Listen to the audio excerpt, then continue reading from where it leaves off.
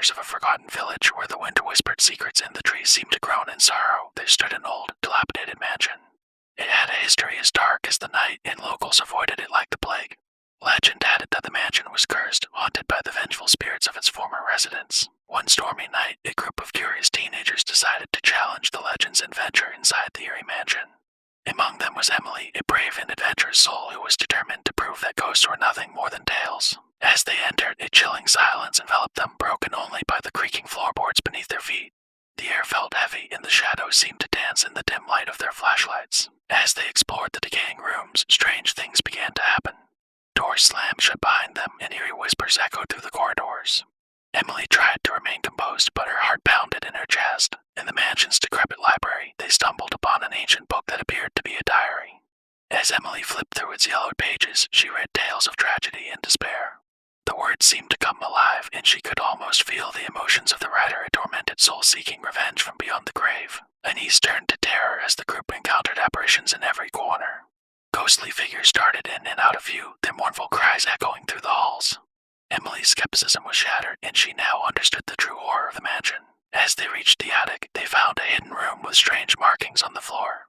In the center lay a cryptic symbol, and as the group stepped onto it, the room trembled with an eerie resonance. The spirits, angry at the intruders, seemed to awaken with a vengeance. Desperate to escape, they raced back down the stairs, but the mansion seemed to have a sinister plan of its own. The doors they had entered through were now sealed shut, trapping them inside. Fear engulfed them as they realized there was no way out.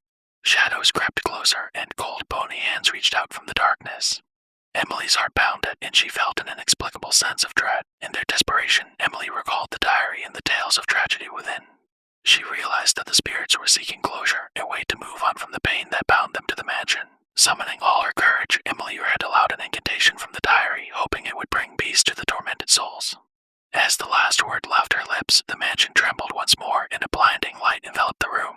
When the light faded, the mansion was silent once again, but this time the apparitions were gone. The spirits had finally found peace and moved on to the afterlife. The doors magically reopened, allowing the group to escape the haunted mansion.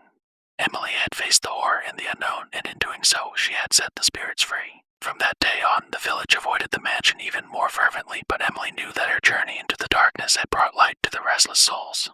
And whenever she heard tales of hauntings, she smiled, knowing that not all ghosts were malevolent, and some simply needed to find their way home.